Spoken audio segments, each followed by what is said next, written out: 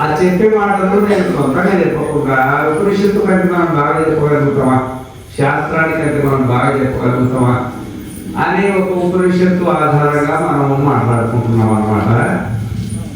అయితే నిన్న మొన్న ఈరోజు కూడా జ్యోతిర్బ్రాహ్మణం మొదలుపెట్టేసి శారీరక బ్రాహ్మణంలోకి ప్రవేశించినాం అన్నమాట. జ్యోతిర్బ్రాహ్మణం ముఖ్యమైన ఉద్దేశం ఏంటంటే, మనము బియ్యం ఉంటాయి కదా, బియ్యంలో మెరిగలు ఉంటాయి కదా, ఆ మెరిగల నుండి బియ్యాన్ని వేరు చేయాలి కదా, అట్లా ఈ అనాత్మ నుండి ఆత్మను వేరు చేసేది జ్యోతిర్బ్రాహ్మణం అని దానికి పేరు అన్నమాట.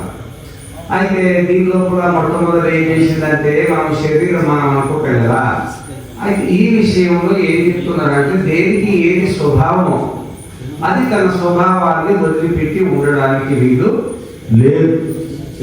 3 కాలాలలో కూడా, ఇప్పుడు ఉదాహరణకి అగ్ని ఉన్నది, అగ్నికి తేజస్సు ఒకటి, ప్రకాశం ఒకటి. తేజస్సు ఒకటి, కాల్చే గుణం ఉంది కదా, కాల్చే గుణం ఒకటి, 2 గుణాలు ఉంటాయి. అవి ఆ కాల్చే గుణాలు, ఆ ప్రకాశము, ఆ అగ్నిని వదిలిపెట్టి ఉండగలుగుతా చెప్పండి? అది దాని స్వరూపం. కాల్చేది తన స్వరూపము, ప్రకాశం కూడా దానే స్వరూపం. 3 కాలాలలో, భూత భవిష్యత్తు వర్తమాన కాలాలు, 3 కాలాలలో కూడా అగ్ని తన స్వరూపంలో ఉంటుంది. ఎందుకంటే తన స్వభావం కాబట్టి, తన స్వరూపం కాబట్టి. ఆ విధంగానే ఇక్కడ మనకు శరీరము నేను అని అనిపిస్తుంది. ఏమనిపిస్తుంది? నాకైతే అనిపిస్తుంది, మీకు అనిపిస్తుందో అనిపిస్తుంది? అనిపిస్తుందా? ఈ విధంగా అనిపిస్తే శరీరము మనం అయితే ఈ శరీరాన్ని వదిలి మనం ఉండకూడదు. అందుకనే సభాయేష ఏతస్మిన్ బుద్ధాంతే రత్వా చరిత్వా దృష్ట్వై పుణ్యం చ పాపం చ పునః ప్రతిన్యాయం ప్రతియున్యాత్రకు స్వప్రాంతాయైవ స యతత్ర కించిత్ పశ్యత్యనం వాగతస్తేన భవత్యసంగోఖ్యయం పురుష అంటే మనం అన్నమాట. ఒకవేళ శరీరమే మనమైతే స్వప్నానికి పోయిన తర్వాత ఈ శరీరం మనకు ఉన్నట్టు ఏమైనా అనుభవానికి ఉంటుందా? మీకేమైనా ఉంటుందా? మరి శరీరాన్ని వదిలి మనం పోయినప్పుడు శరీరం మనం ఎట్లయితాం? శరీరం మన స్వరూపం అయితే దాన్ని వదిలిపెట్టడానికి ఉండడానికి వీలు లేదు. శరీరం మనకి కాదు కాబట్టి దాన్ని వదిలిపెట్టి స్వప్నానికి వెళ్ళాము.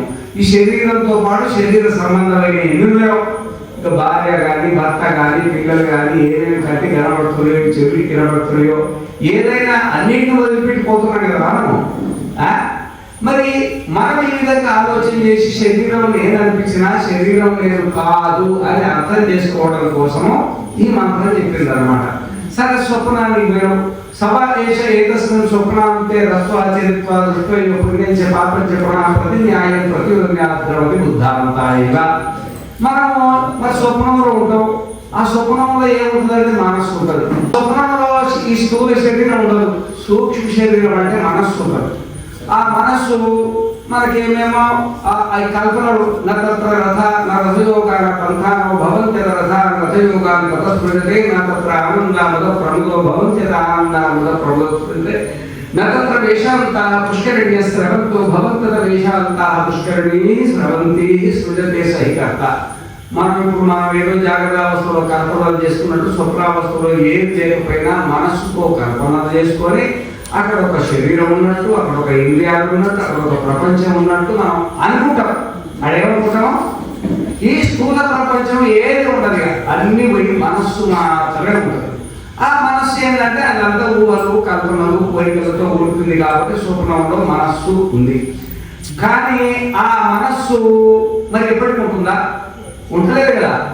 తద్యథా అస్మిన్ ఆకాశే శేనో వా విపన్నో వా విపరీత్య శ్రాంత సంగలత్య పక్షో సంలయాయైవ ధ్రియతే ఏవమేవాయం పురుషః ఏతస్మాంతాయ ధావతే యతో సుప్తో నకంచన కామం కామైతే నకంచన స్వప్నం పశ్యతి. సుషుప్తికి వెళ్తాం కదా, సుషుప్తికి వెళ్ళినప్పుడు ఈ స్థూల శరీరము మనకు ఉన్నట్టు అనుభవానికి రాదు. ఎందుకంటే స్థూల శరీరం మనకి రాదు కాబట్టి దాన్ని వదిలిపెట్టి ఉండగలుగుతున్నాం. మరి సుషుప్తికి పోయినప్పుడు సూక్ష్మ శరీరాన్ని కూడా వదిలిపెడుతున్నాం కదా, మనకి ఏమన్నా ఉన్నట్టు ఏమన్నా అనిపిస్తుందా? కోరికలు కానీ అవి కానీ ఇవి కానీ ఉన్నట్టు అనిపిస్తుందా? ఏమి లేదు. ఎదురుసుతో నకంచిన కామం కామైతే నకంచిన స్వప్నం పశ్యతి. అంటే జాగ్రత్త లేదు, స్వప్నం లేదు, అంటే స్థూల శరీరం లేదు, సూక్ష్మ శరీరం లేదు అనమాట. అవి 2 వదిలిపెట్టి మనం ఎక్కడికి వెళ్ళామో సుషుప్తికి వెళ్ళాం అనమాట. మరి స్థూల శరీరం మనం కాదు కదా, సూక్ష్మ శరీరం మనం కాదు కదా. స్థూల శరీరం మన స్వభావము స్వరూపమైతే, సూక్ష్మ శరీరం మన స్వభావము స్వరూపమైతే దాన్ని వదిలిపెట్టి మనం ఉండలే కదా. కాబట్టి ఒకవేళ శరీరం నేను అనిపించినా, మనస్సు నేను అనిపించినా, ఈ శరీరానికి అతిరిక్తంగా మనస్సుకు అతిరిక్తంగా నేను ఒకరిని ఉన్నాను అని ఒక పరిజ్ఞానం కోసము ఈ బృహదారణ్యోపనిషత్తులో ఈ మంత్రాలు మనకు ఉపదేశించింది అన్నమాట. ఈ విధంగా జాగ్రత్త, స్వప్నము, సుషుప్తి. ఇక సుషుప్తిలో కూడా అక్కడ అజ్ఞానం ఉంది కదా. ఆ అజ్ఞానంలో ఏ విధంగానైతే ఒక పురుషుడు స్త్రీని, ఇష్టమైన స్త్రీని ఆలింగనం చేసుకొని బయట ప్రపంచాన్ని, మనసులో ప్రపంచాన్ని మరిచిపోయి ఒక మత్తులో ఉంటాడో, ఆ విధంగానే ప్రియ స్త్రీ ఆ సంపరిష్వతో నా వాక్యం కించిన వేదాంతరం ఏమేవాయ పురుష ప్రాచీనాత్మ నా సంపరిష్వతో నా వాక్యం కించిన వేదాంతరము. మనకు జాగ్రత్త, వాక్యం అంటే జాగ్రత్త లేదు, అంతరం అంటే స్వప్నం లేకుండా ప్రాజ్ఞాత్మ అంటే జ్ఞాన స్వరూపంలో మనం ఉన్నప్పుడు. ఏ స్వరూపంలో? జ్ఞాన స్వరూపమే జ్ఞాన స్వరూపం. మనకు జ్ఞానమే మన స్వరూపం అన్నమాట. అయితే ఆ స్వరూపం ఎట్లుంటుందో మనకు తెలియదు, కారణ శరీరంలో ఉంది కాబట్టి తెలియదు. తెలియకపోయినా మనం మన జ్ఞాన స్వరూపంలో ఉన్నాం అన్నమాట. ఈ విధంగా జాగ్రత్తలు స్వప్నం మళ్ళీ అక్కడ నుండి ఏమొస్తుంది? మళ్ళా సభాయేష ఇతస్మిన్ సంప్రసాదే రత్వా చరిత్వా దుష్కర్య పుణ్యం పాపం చెప్పిన ప్రతిన్యాయం ప్రతియోగ్యాత్రవతి బుద్ధాంతయైవ. సంప్రసాదం అంటే సుషుప్తి అన్నమాట. ఇక్కడ ఈ సుషుప్తి నుండి మళ్ళీ ఏం చేస్తున్నాము? జాగ్రత్తకు వస్తున్నాం. ఈ విధంగా ఈ జాగ్రత్త నుండి స్వప్నము, స్వప్నం నుండి సుషుప్తి, ఈ విధంగా ఒక జీవితాంతం అయిపోయిన తర్వాత, ఎందుకంటే నేను ఇక దాన్ని ఉపసంహారం చేయాలి కదా, నిన్న మన చెప్పిన దానికి ఉపసంహారం చెప్తున్నాను అన్నమాట. ఏ విధంగానైతే ఈ జీవితాంతం ఒక రోజుకు ఒక జాగ్రత్త అవస్థ, ఒక స్వప్న అవస్థ, ఒక సుషుప్తి అవస్థ, ఒక చక్రం తిరుగుతుంది. నెలకి ఏమైతే 30 చక్రాలు అయితే, సంవత్సరానికి ఏమైతే 365 అయితే. ఇక మనకు ఒక ఆయుష్ ఉంటుంది కదా. మరి జాతి ఆయుష్ భోగా అంటారు అన్నమాట. మనకు జాతి, ఆయుష్, భోగం అనేది 3 కూడా విపాకము అని వేద మనకు యోగ దర్శనం ఉంది. జాత్యాయు భోగా విపాక అంటారు. మనం పుట్టక ముందే ఏ జాతిలో పుట్టాలా, ఎంతకాలం బతకాలా, ఎవరెవరితో సుఖదుఖాలు అనుభవించాలా, ప్రారంభం తీసుకుని వచ్చినాం కదా. ఆ దుఃఖం జరిగిన తర్వాత, అంటే ఆయుష్ జరిగిన తర్వాత, సుఖదుఖాలు అయిపోయిన తర్వాత, ఎంతకాలం బతకాలో ఆయుష్ అయిన తర్వాత ఈ శరీరం నుండి మళ్ళీ ఇంకొక శరీరానికి పోవాలి కదా. అప్పుడు సద్యధాన సుసమాహితం ఉత్సర్జన్యాయ దేవమేవాయం శారీరాత్మ ప్రాజ్ఞాత్మ అన్నారూఢో ఉత్సర్జన్యాతి. అంటే ఏమైతుందంటే ఇప్పుడు ఈ శరీరం నుండి ఇంకొక శరీరానికి వెళ్తాం కదా. ఈ శరీరం నుండి ఇంకొక శరీరానికి వెళ్ళినప్పుడు ఈ శరీరం ఉన్నప్పుడు శరీరం నేను అనిపిస్తుంది, మనస్సు నేను అనిపిస్తుంది, నేను కంటితో చూసేవాడిని, నేను చెవితో వినేవాడిని, నేను నోటితో మాట్లాడేవాడిని, మనస్సుతో ఆలోచించేవాడిని. ఈ విధంగా మరి అన్నమయ, ప్రాణమయ, మనోమయ, విజ్ఞానమయ, చక్షుమయ, శ్రోత్రమయ, పృథ్వీమయ, ఆపోమయ, వాయుమయ, ఆకాశమయ, ఎన్నో రకాలుగా మనకు అనుభవం ఉంది కదా. చనిపోయిన తర్వాత ఈ అనుభవం అంటూ ఏది ఉండదు. మనం ఉంటాం ఏ విధంగా సుషుప్తిలో ఉంటామో అట్లా సుషుప్తిలో ఉంటాం. మళ్ళీ ఈ శరీరం నుండి ఇంకొక శరీరానికి పోయిన తర్వాత, ఆ శరీరానికి పోయిన తర్వాత సవా అయమాత్మ బ్రహ్మ. ఇక్కడ మనం అర్థం చేసుకోవాలి. సవా అయమాత్మ అంటే మనమే బ్రహ్మ. సవా అయమాత్మ బ్రహ్మ విజ్ఞానమయో, మనోమయ, ప్రాణమయ, చక్షుమయ, శ్రోత్రమయో, పృథివీమయో, వాయుమయో, ఆకాశమయ, తేజోమయో, అతేజోమయ, క్షామమయో, అకామమయ, క్రోధమయో, అక్రోధమయో, ధర్మమయో, అధర్మమయ, సర్వమయ ఇదమయో అధోమయ, యథాకారే యథాచారే తథా భవతి, సాధుకారే సాధుర్భవతి, పాపకారే పాపో భవతి, పుణ్య పుణ్యేన కర్మణా భవతి, పాప పాపేనేతి అతో ఖల్వాహు. కామమయ ఏవాయ పురుషః ఇతి సా యథా కామో భవతి తత్ క్రతుర్భవతి, యత్ క్రతుర్భవతి తత్ కర్మ కురుతే, యత్ కర్మ కురుతే తత్ అభిసంపద్యతే. మళ్ళీ ఈ శరీరంలో పోయిన తర్వాత అన్నమయమైతము, ప్రాణమయమైతము, మనోమయమైతము, విజ్ఞానమయమైతము, ఆనందమయమైతము, శ్రోత్రమయమైతము, ధర్మమయమైతము, అధర్మమయమైతము, క్రోధమయమైతము, అక్రోధమయమైతము, సర్వమయమైతము అన్నమాట. అవునా కదా? అనిపిస్తుందా? అనిపిస్తలేదా? ఇప్పుడు నేను సన్యాసిని అని అనుకుంటాను. మరి సన్యాసిని అనేది సన్యాసం అయమైపోయింది కదా. మీరు గృహస్థులు సమాయమాత్మ బ్రహ్మ. ఇక్కడ తాత్పర్యం ఏంటంటే మనం ఎవరంటే బ్రహ్మ. మనం ఎవరము? బ్రహ్మ. మనకు బ్రహ్మ ఎక్కడ కలిగింది?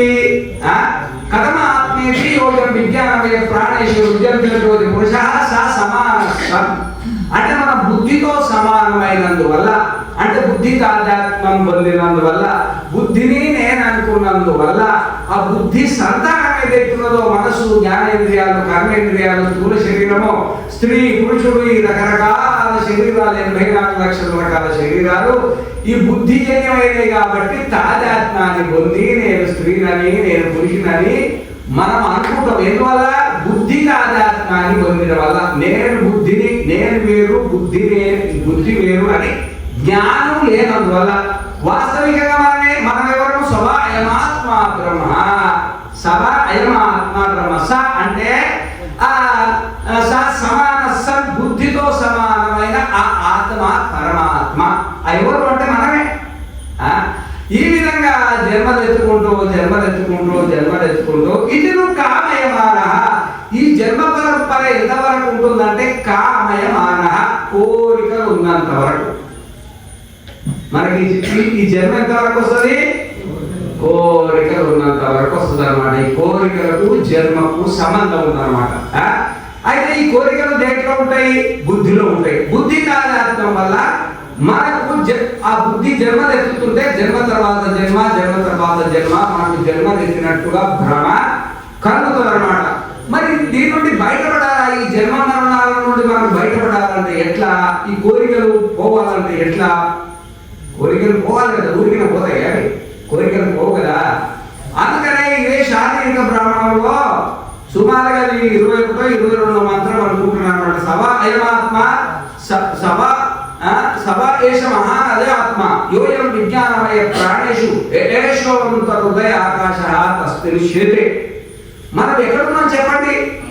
బుద్ధిలో ఉన్నాం. నేను మీకు ఎక్కడ అనిపిస్తుంది చెప్పండి? ఏళ్ళలో అనిపిస్తుందా, కాళ్ళలో అనిపిస్తుందా, ఎదుగులలో అనిపిస్తుందా, చెవుల్లో అనిపిస్తుందా, ఎక్కడ అనిపిస్తుంది మీకు చెప్పండి? మీరు మాట్లాడలేదు, అసలు నేనే అనిపిస్తలేదా మీకు? ఎక్కడ అనిపిస్తుంది? మనసు బుద్ధిలో నేను అనిపిస్తుంది అన్నమాట. ఎందుకంటే ఆ బుద్ధిలోనే అద్దం దగ్గర పోతే ఒక కనబడుతుంది మనకు. అద్దం దాంట్లోనే నేను అనేది పుట్టేది బుద్ధిలో. ఆ బుద్ధికి మనకు తేడా తెలియక మనం కూడా నేను దాంతో పాటు ఏమంటున్నాం? నేను అంటున్నాం. కానీ సవ ఏష మహా అజ ఆత్మ యోయం విజ్ఞానమయ ప్రాణేషు ఏషోంతర్దయ ఆకాశ తస్మిన్నిషేతే సర్వస్య వశి సర్వస్య ఈశాన సర్వస్య అధిపతి స నా సాధునాక్రమణ భూయామో ఏవ అసాధునాకనీయం ఏష సర్వేశ్వరః ఏష భూతాధిపతి ఏష భూతపాలః ఏష సేతున విదరణ ఏషాం లోకానాం అసంభేదాయ.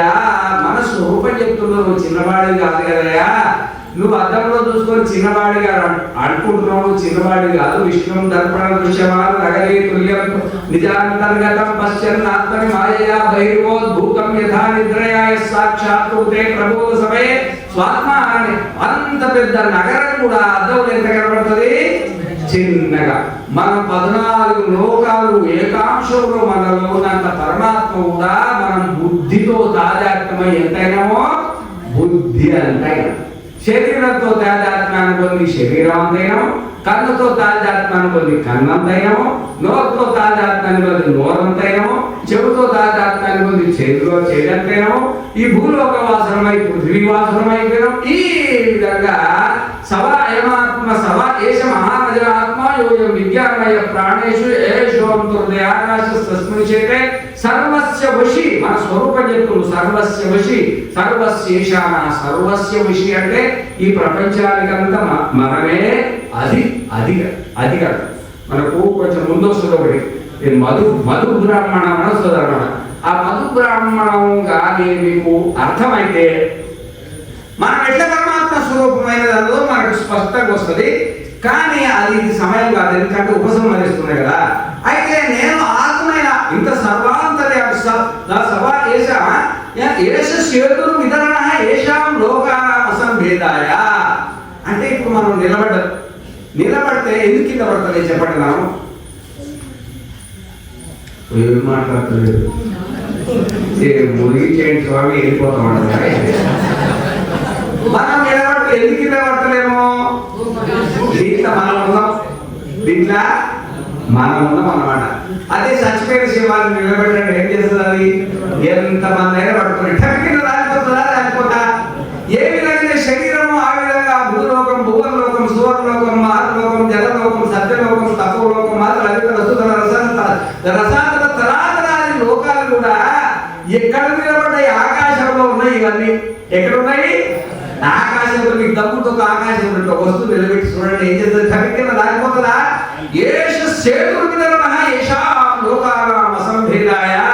ఈ 14 లోకాలు పడిపోకుండా ఆత్మై ఉన్నాం. ఎవరు? మనమే. ఈ శరీరానికి మనమెట్లా ఆత్మనో బ్రహ్మాండానికి కూడా మనమే ఆత్మయ్యా. కానీ చెప్తున్నాడు అనమాట. మరి లోకానామసంభేదాయ తమేతం అసలు విషయం చెప్తున్నారు. తమేతం వేదానుచరేణ బ్రాహ్మణ వివిశంతి యజ్ఞేన దానేన తపసా నాశకేన ఏదమేవ విదిత్వా నిర్భవతి ఏదమేవ ప్రజలాజలోకమిచ్చంత ప్రజలంతి ఏతద్ధర్మమేతత్ పూర్వే విద్వాంస ప్రజాం నాకామయతే ఏషాం నాయమాత్మా నాయం గోయం లోకః తేహాస్మా పుత్రైషణాయాశ్చ విత్తైషణాయాశ్చ లోకైషణాయాశ్చ యుద్ధాయ అథ భిక్షాచర్యం చరంతి యాఖ్యేవ పుత్రైషణాసా విత్తైషణాయ విత్తైషణాసా లోకైషణ ఉభే కేతే ఏవ ఏషనే భవతః సయేష నేత్రేత్యాత్మ అగ్రహ్యో నహి గృహ్యతే అశీర్యో నహి శీర్యతే అసంగో నహి సజ్జతే అసితో నవ్యతతే నా దృశ్యతి ఏద మహైవేతే నా తరత ఇత్యతః కళ్యాణం అకర్మం ఇత్యతః పాపం అకర్మం కిష్టిభే ఉ హైవ ఏషే తరతి నైనం కృతా కృతే తపతః. ఏమన్నా అర్థమైందా? కాదనమాట. ఈ విధంగా ఏష సేతం వివరణ తమేతం వేదావచనైన తం ఏతం ఈ విధంగా సర్వవ్యాపకమైనటువంటి సర్వాధారమైనటువంటి సర్వేశ్వర స్వరూపమైనటువంటి అంత విశాలమైనటువంటి ఆత్మస్వరూపం తెలుసుకుంటే నీకు వీలు పడతలేదా? తం ఏతం ఆ స్వరూపాన్ని తెలుసుకోవాలంటే వేదానువచనైనా వేదం చెప్పిన మార్గం కూడా వెళ్ళిపోయాయా? వేదం అంటే ఉపనిషత్తు. ఇక్కడ వేదం అంటే ఉపనిషత్తు వేదం మొత్తం అనుకోండి. వేదానువచనైన బ్రాహ్మణాః వివిశంతి యజ్ఞేన దానేన తపసా అనాశకేన. మనము యజ్ఞం చేయాలా, దానం చేయాలా, తపస్సు చేసి ఆ యజ్ఞము దానము తపస్సు కూడా ఎట్లా చేయాలా? అనాశకేన. అనాశకం అంటే నాశనంగానే యజ్ఞం చేయాలా, నాశనంగానే దానం చేయాలా, నాశనంగానే తపస్సు చేయాలా. అది కూడా మీకు ఇష్టం ఉన్నట్టు చేయొద్దు. వేదానువచనైన వేదానికి గోరుందా? ఏది గురుగారు సర్వదర్శనాచార్యమా నడిచే గురుదేవుడు అనమాట. మాట్లాడే గురుదేవుడు, మాట్లాడే దైవం అనమాట. ఈ దైవం ఈ పరమాత్మ దగ్గరకు వచ్చి స్వామి నేను మరి తరించాలనుకున్నా, మరి యజ్ఞం చేయాలా, దానం చేయాలా, తపస్సు చేయాలా, శరీర శుద్ధి చేసుకోవాలా, ఇంద్రియాల శుద్ధి చేసుకోవాలా, మనస్సు చేసుకోవాలా, దేవ ప్రీతి కోసమేమో యజ్ఞం చేయాలా, భూత ప్రీతి కోసమేమో దానం చేయాలా, ఆత్మశుద్ధి కోసమేమో తపస్సు చేయాలా. అది కూడా అనాశకైన నశించని తపస్సు, నశించని యజ్ఞం, నశించని దానం. ఇది ఎట్లుంటుందో చెప్పండి మీరు. ఇక ముగిస్తే అయిపోయింది నా పని, అయిపోయింది. అదేంటో చెప్పండి. అనాశకేన అంటే మనము అమ్మవారి దగ్గర పూజ చేస్తామా? అయితే ఈయనే చెప్తుడు, మేము ఈ గోత్రాలు చదువుతారు. ఇక గోత్రం పూజ చేసినప్పుడు గోత్రాలు చదువుతారు. గోత్రాలు చదివినప్పుడు మా